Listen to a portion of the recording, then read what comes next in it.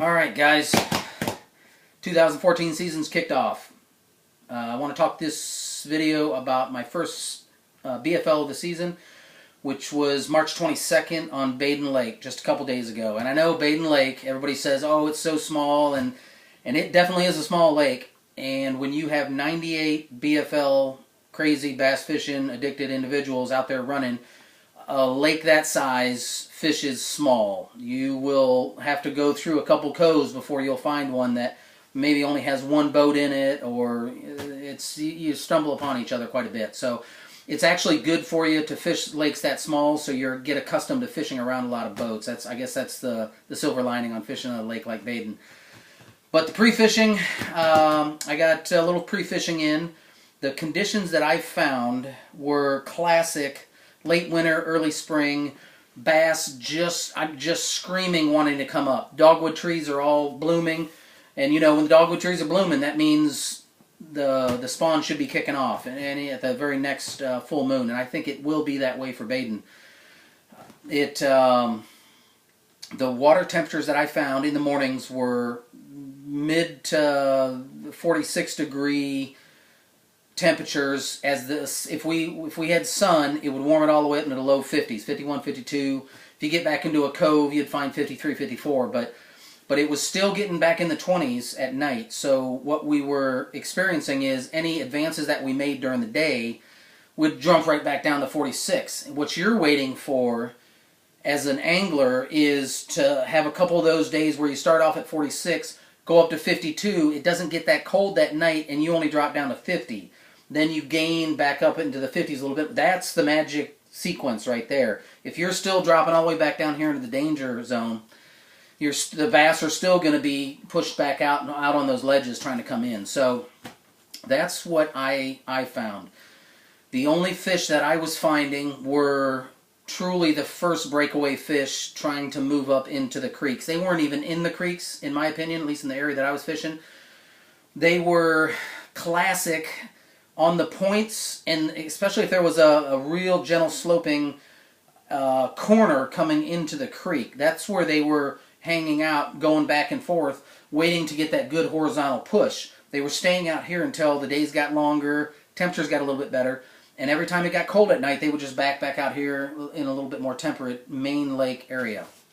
So the area that I was targeting was not the clean area. I tried fishing that clean area, and I just couldn't get a bite. I mean, I flipped docks, I did everything that I thought the bass would be doing.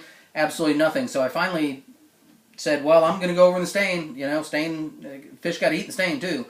So I went over in that Stain and immediately started catching fish. Immediately just put my boat right where I wanted it to be and had the bass right in front of me. And so had a pretty good pre-fish, which I normally do not have. So usually when I have a bad pre-fish, I have a great tournament. And so I was a little bit worried about being able to catch fish on this one. I'm kind of backwards that way. But so the Stain to me was, I know when everybody came out on Saturday, they probably all said, oh, this is horrible, look at the Stain, I'm not going to be able to catch fish in this.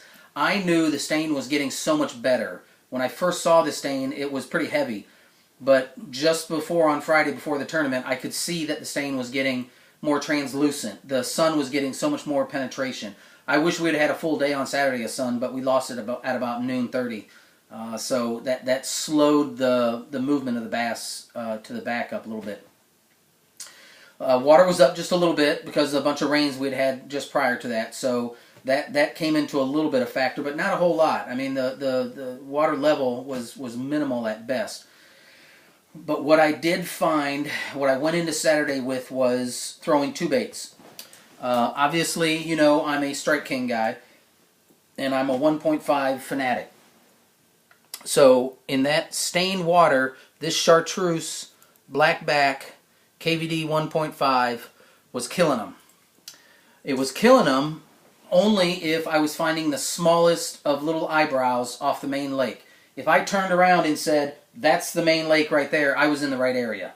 Especially if there was a creek nearby. You know how you get those little bitty cuts just before you come into a creek? They were pooling up in those things.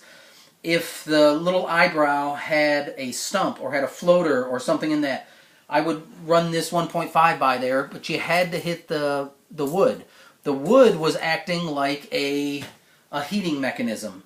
That was the warmest piece of structure that they could get. The sun was hitting it, heating that just the immediate area around it up. And those bass on some of those logs, they would be right up underneath that log, and you'd run that crankbait down that log, and right when you got to the end of it, you'd pick one up. The other lure that I was using for distance, trying not to spook anything, was a Strike King 1/2 ounce spinnerbait. Now notice how big that blade is. I got a number 5 on there. And the reason I wanted that number 5, because I was slow rolling that dude. I wanted that spinnerbait to be pushing as much water as possible. I wanted those bass to be able to feel that vibration, even though they couldn't see it 100% well because of all the stain. But they would hone in on it, and if it came right over them or right next to them, they were going to hit that thing. At first, on Saturday morning, I started off with that pattern of bumping the stumps, running down the stumps.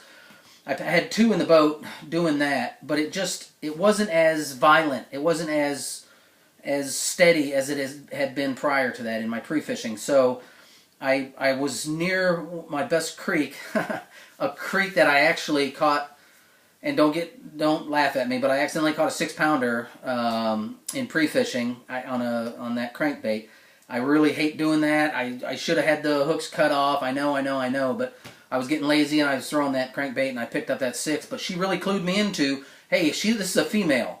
I was catching bucks running around, but this is a female in the mix. So I knew that it could be a really great tournament, because if she was there for a reason. So as I was losing my bite on those stumps, what I did is I went into the creek about halfway back, and I turned my boat around.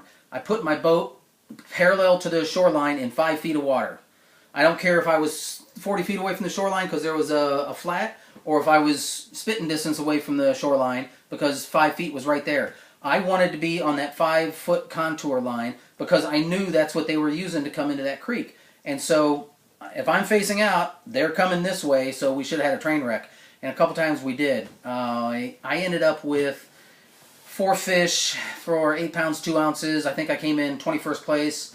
My brother, who's my fishing partner, had just under 8 pounds. He came in 22nd. But it's another one of those tournaments. I had a huge fish on. I had a fish that I could not control. Felt like a 5-pound class stud. And here comes your fish story, right? And I could not do anything with this fish. She got me into a stick up that I couldn't see, and I believe what happened is she probably had the back hook and this front hook grabbed at one of the tree limbs and gave her the opportunity to pull off. So, let's say she was 4 pounds. I should have been in double digits easy and would have cashed a check. As it was, I was 3 places out from cashing a check. So anyway. So that's basically what happened at Badin Lake. Really, really early, trying to stay in touch with the fish that I found were just moving in. It's a difficult thing to do because they'll move fast. As soon as that sun really gives you that good penetration and that water starts moving up in the mid-50s, it's a gang rush to the back. So if you can get in their way, that's what you have to do. It sounds easy. Putting it into practice is a little bit harder. So that was Lake Badin. I am feeling okay. Would have liked to have a top 10. Top 25 is not bad. So next tournament is Kerr Reservoir. If anybody sees me out there pre-fishing, stop in, say hello. I'd love to talk to you about fishing. Probably won't tell you what I'm doing, but and you won't tell me what you're doing. But we can talk fishing. So guys, appreciate it. See you on Kerr Reservoir. See you on the next one.